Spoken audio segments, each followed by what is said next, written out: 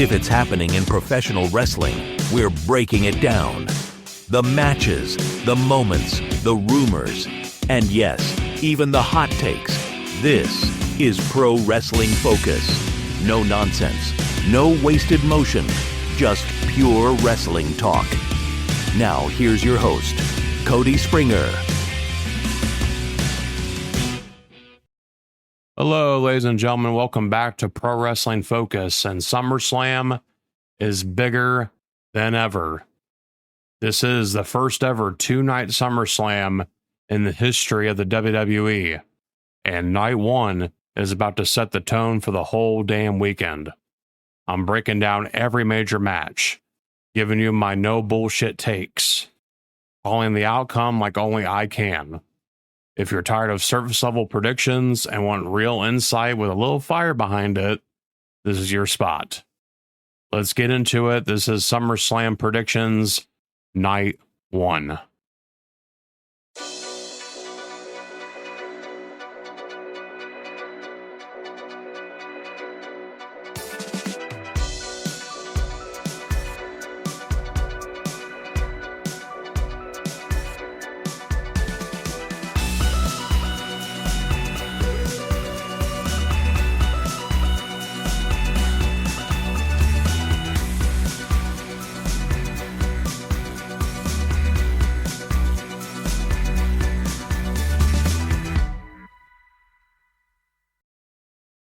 All right, let's start off with Sami Zayn versus Karrion Kross.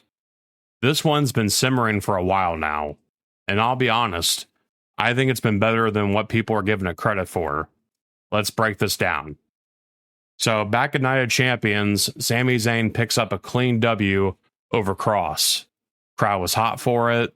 It felt like Sami was riding that babyface wave hard. But Kross, he didn't take that lightly. Over the next few weeks, Kross went full stalker mode, targeting Sami backstage, leaving him laid out, rattling him mentally. Classic Kross psychology. This wasn't just about revenge. He wanted to break Sami in every way. And in a sense, he did. Sami got taken out of that number one contender's gauntlet match thanks to Kross, and suddenly he was on the shelf with an injury. Then we get the Raw rematch. Sami possibly comes back a little early from the injury, and what happens? Lead pipe from Scarlett. Boom. Kross evens the score 1-1. And now here we are, SummerSlam. Match number 3, the rubber match. But there's more at stake than just pride. If Kross wins, Sami has to say, Kross was right. If Sami wins, Kross has to look dead into the camera and say, I was wrong. That's not just pro wrestling drama. That's character building. Stakes with emotional weight. And I love that part of it. But here's the deal. Fan reaction to this feud has been lukewarm at best.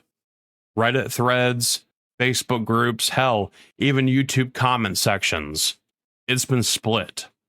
People like Kross's mic work and presence, but his in-ring, kinda suspect. He doesn't exactly scream dominant force. Some fans have pointed out that he struggles with basic power moves and doesn't feel believable as this menacing badass, which I don't agree with that sentiment, but you know, that's the internet wrestling community for you. But on the flip side, you've got Sami. Crowd loves him, always will, but he's been stuck in this loop. The lovable underdog with a heart of gold. And while that's fine, there's been this growing feeling that maybe it's time for something new. The bookings had him doing circles, beat Kross once, lose again. Now here we are. What's really been built here? But I'll say this, that stipulation has people talking. Kross was right or I was wrong adds a layer. It's petty, it's personal, and it puts the spotlight on who wins, meaning something. Now let's look at the Vegas odds. Sami Zayn is the favorite, minus 250. That's about a 71% chance to win.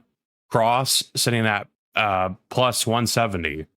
He's the underdog here, which is wild because he needs this way more. Here's where I stand.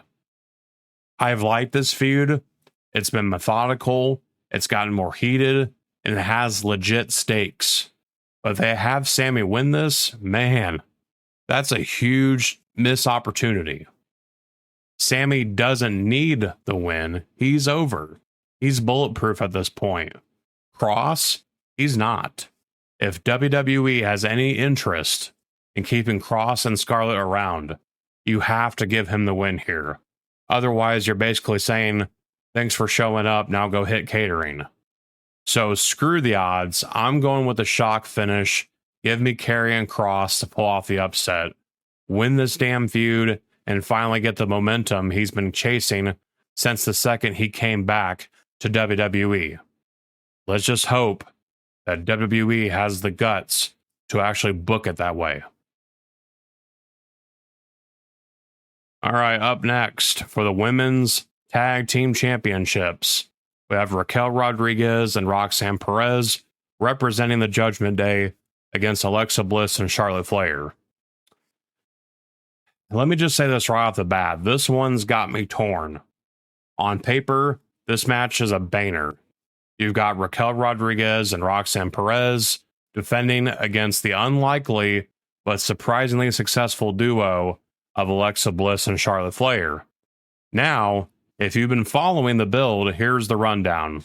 Alexa Bliss has basically been campaigning to form a tag team with Charlotte for weeks. Charlotte, she couldn't have cared less. But then something weird happened. These two actually clicked. The whole "we're not friends but we're winning" vibe really resonated with the audience. Fans ate it up. They've got merch, they've got momentum, and they've got a damn good shot at taking those titles.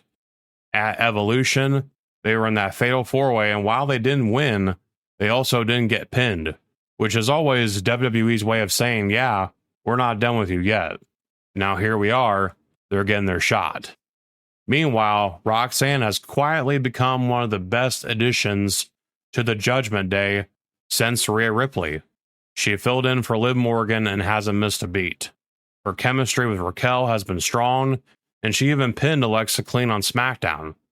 Granted, Alexa got distracted trying to mess with Raquel, but still, a win's a win. But let's talk about what's got me feeling annoyed here. The betting odds have Alexa and Charlotte as the heavy favorites. We're talking minus 700, 87.5% chance kind of favorites. That tells me this is already decided. And it's not that I don't like Alexa and Charlotte as champs. I do. It's just the timing. Raquel and Roxanne are still finding their groove. They're building something. And now WWE's probably about to cut that short just because the star power on the other side is too tempting to pass up. Look, I get it. You put the belts on Flair and Bliss, you get attention. More attention on the titles.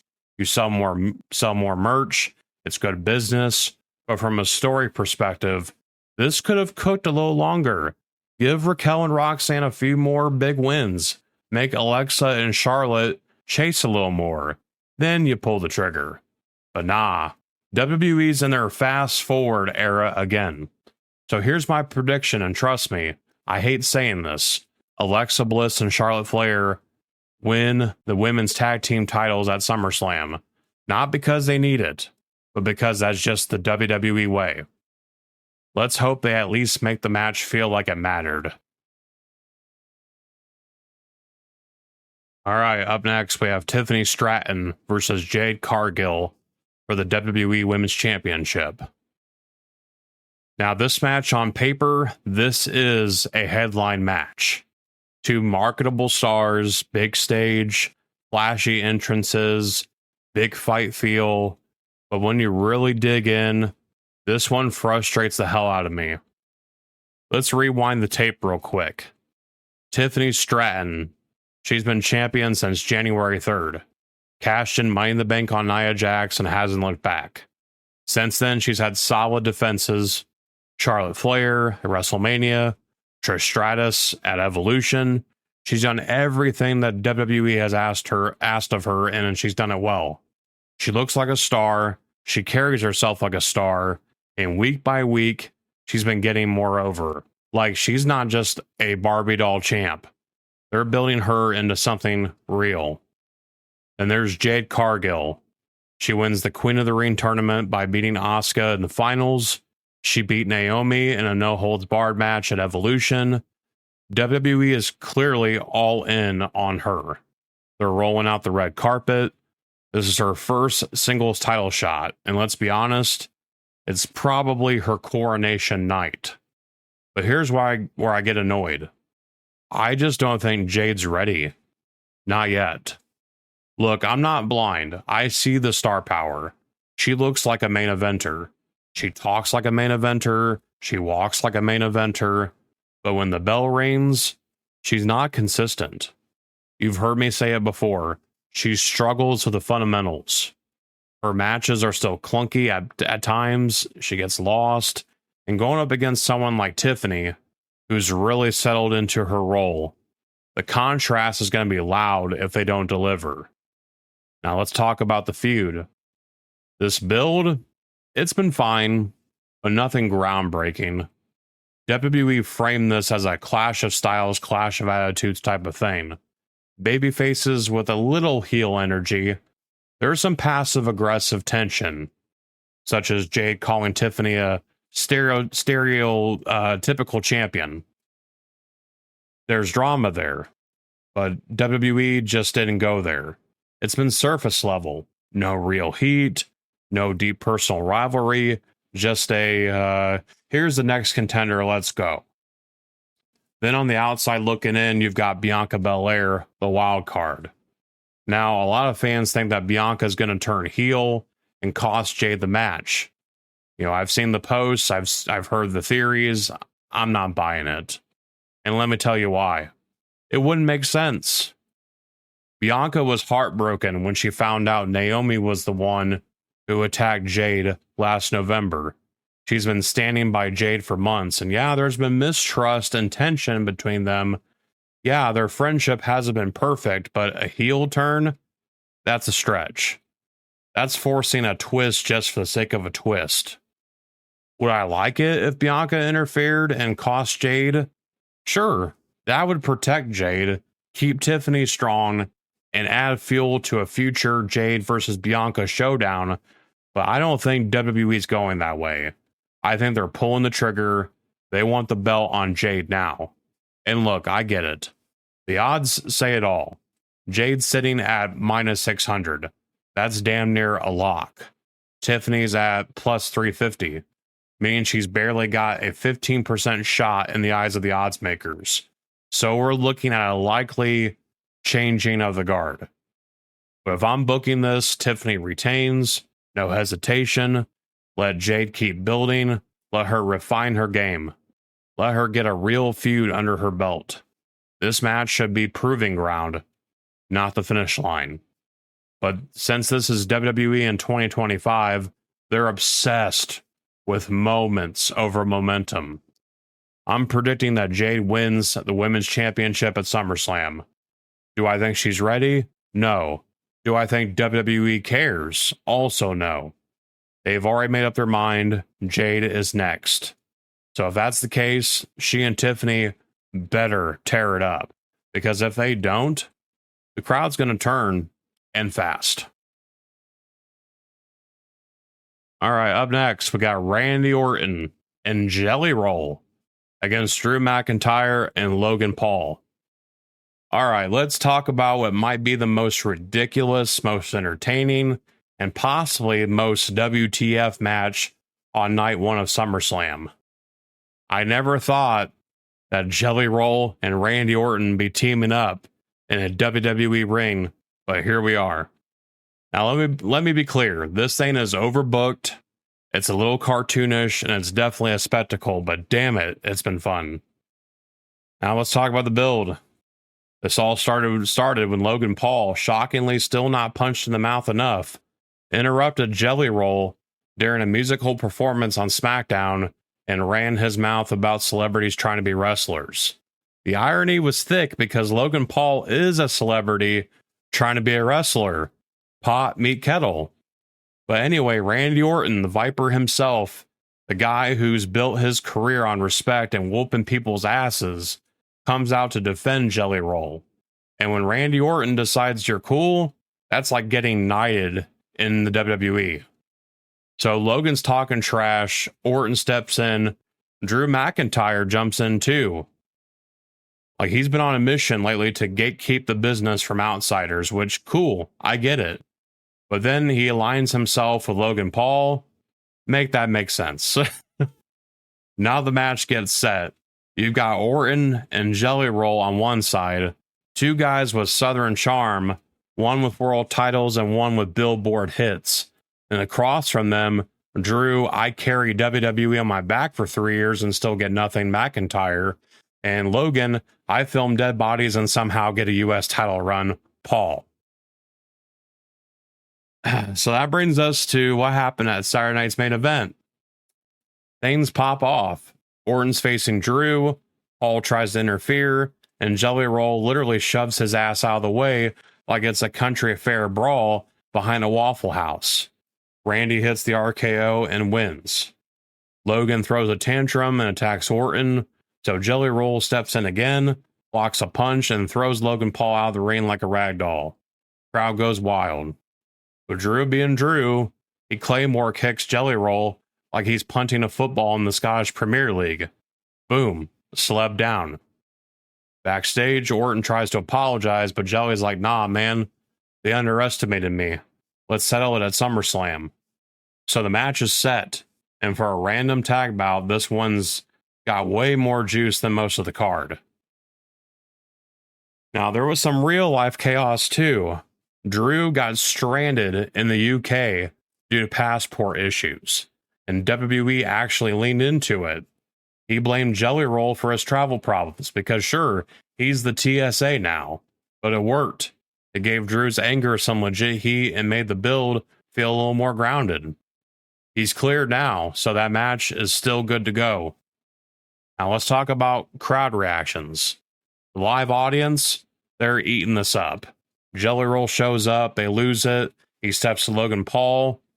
He's got the charisma, he's got the underdog appeal, and honestly, he's putting in the work. Training hard, not phoning it in. Logan Paul, booed like hell as he should be, but he always gets a strong reaction, which means he's doing his job.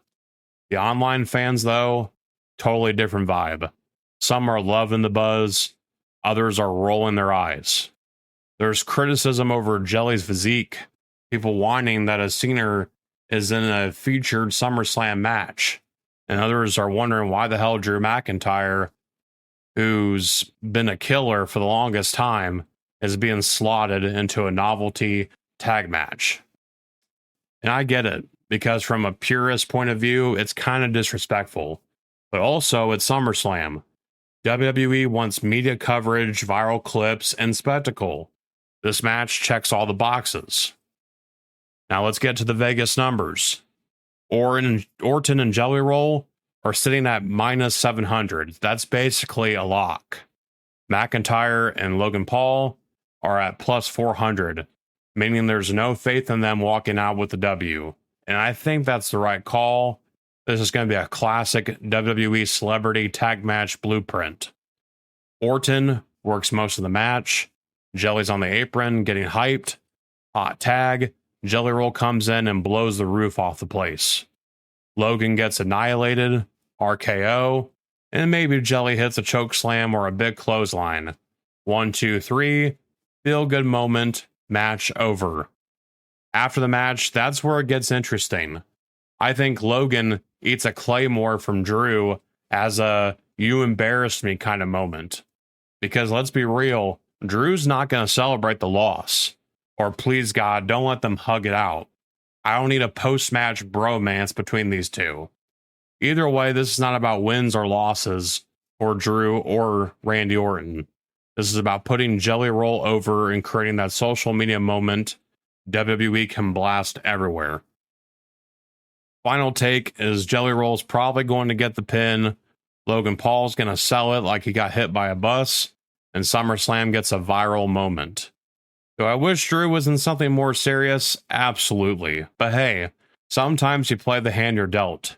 And this one might actually be entertaining as hell. So, final prediction, Randy Orton Jelly Roll win, Logan gets wrecked, and the crowd goes nuts. All right, up next, we have the OTC, Roman Reigns, and main event Jey Uso against the badass Braun Breaker and Big Bronson Reed. And this match is as much about bad blood and betrayal as it is about big hoss energy and violence. So let's set the table here. We've got Roman Reigns coming back pissed off after Paul Heyman's Judas-level backstab at WrestleMania 41, where that slimy walrus ditched him and CM Punk to join up with Seth Rollins and his new breed of chaos, Braun Breaker and Bronson Reed. And listen, if anyone knows how to stab someone in the back, it's Paul Heyman. This man's turned betrayal into an Olympic sport. Now, Rollins is out hurt, courtesy of LA Knight.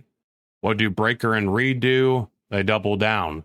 These two animals have been wreaking havoc since the injury, with Heyman whispering in their ears like he's some twisted Palpatine.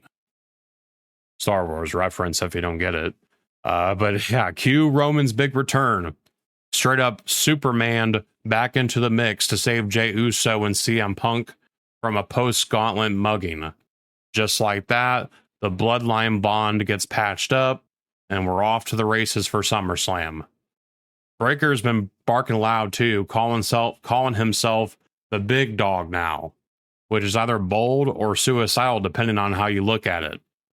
And on the go home Raw, man, Jay eats a DQ beatdown, Roman tries to help, and the whole segment ends with Breaker and Reed destroying both of them. Spear through the barricade, and Roman gets left shoeless like he just got jumped on the corner of Broad Street. Total domination. So what are we looking at here? This match is pure heat.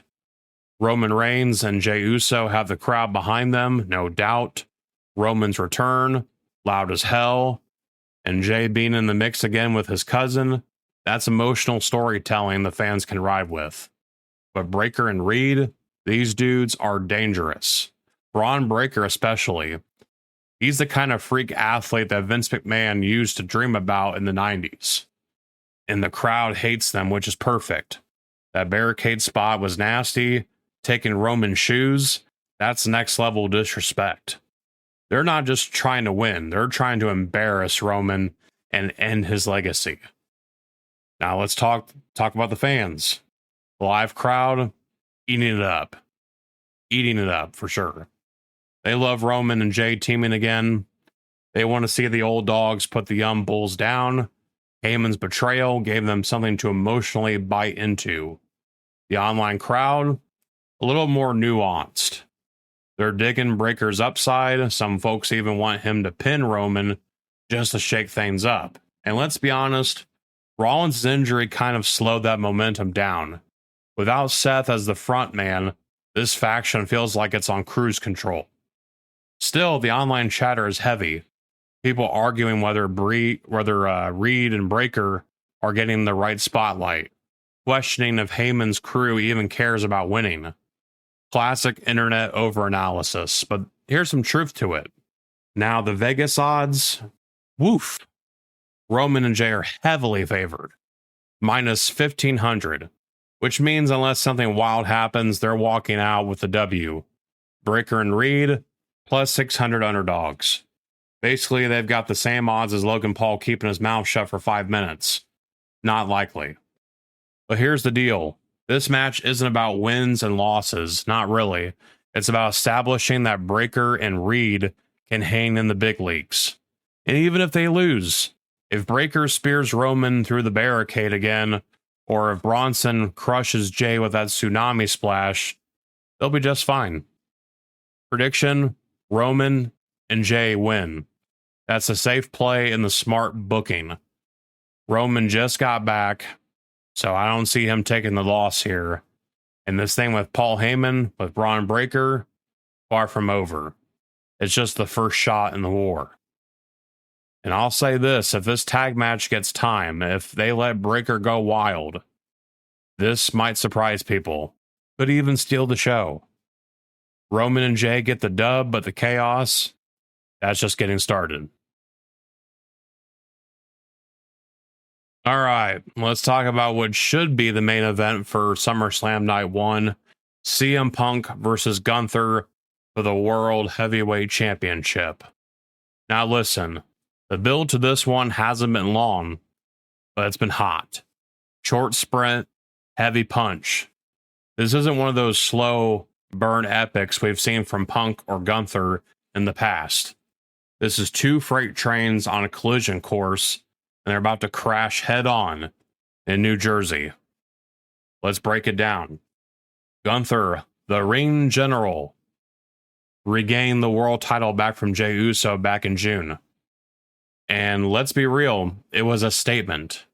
Not only did he take the title back, but just a few weeks ago, he retired Goldberg at Saturday night's main event. Gunther is on a warpath. He's not just holding the title, he's carrying it like it matters again. He walks, talks, and hits like a champion. The aura is real. On the other side, you've got Punk, the voice of the voiceless, the best in the world. And man, he needs this. Since coming back in 2023, Punk has made it crystal clear he's not just here for merch and pops. He's here to win gold again. That fire in his promos, that desperation, it's not just good storytelling, it's real. Punk earned this shot the hard way, winning that absolutely brutal gauntlet match on the July 14th Raw. Outlasted Braun Breaker. Fought for it. And he wants this. No, scratch that. He needs this. Then we had that July 28th Raw promo showdown. That was Punk at his best. He cooked Gunther on the mic. For once, Gunther didn't have that unshakable presence. Punk got in his head and you could feel it. That moment told you this isn't just about the title. It's about pride, legacy, and the need to prove you still matter. But here's the X factor. Seth fucking Rollins. He's sitting there with a Money in the Bank briefcase supposedly injured. But the fact that they've been so vague about that injury makes me raise an eyebrow. They haven't confirmed the severity, they haven't ruled him out, which tells me this thing smells like a swerve.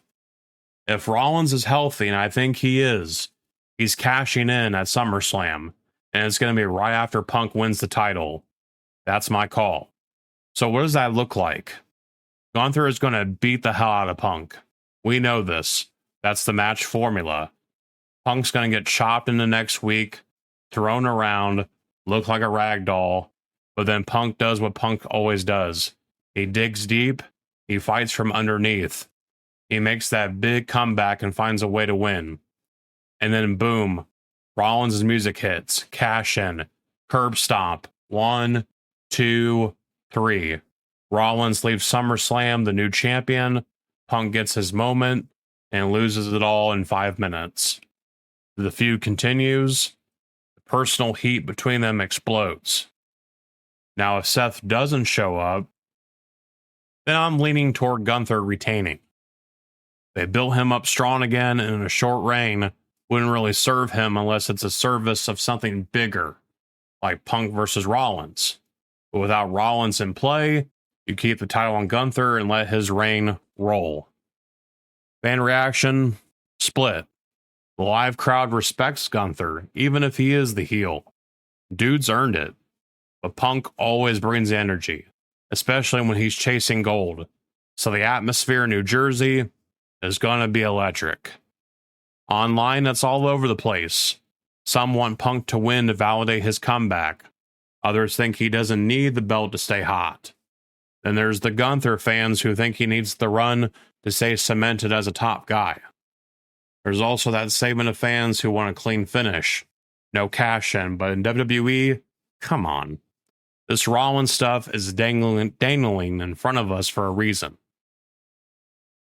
Now, the Vegas odds, Punk's the betting favorite, roughly minus 180, while Gunther sits around at plus 140.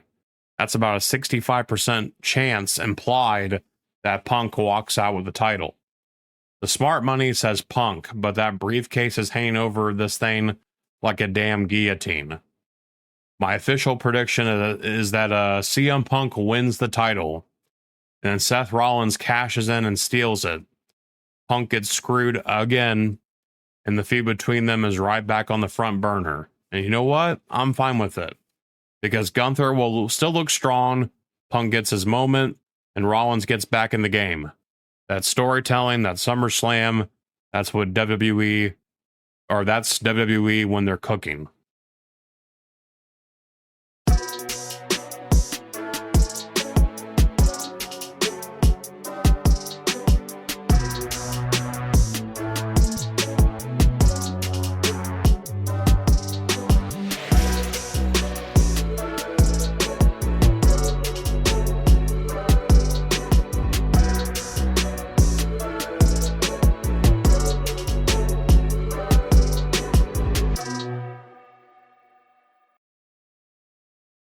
Night 1 of SummerSlam has all the ingredients to be an instant classic, or a night of heartbreak, chaos, and shockers. Whether it's Punk holding the gold for 5 minutes or Gunther chopping his way into another dominant reign, we're in for a ride. Hit that subscribe button, drop your predictions in the comments, and don't miss Night 2 predictions coming up. I'll be right here to talk all the fallout. Until then, stay sharp, stay loud, stay locked in. Enjoy wrestling and stay focused.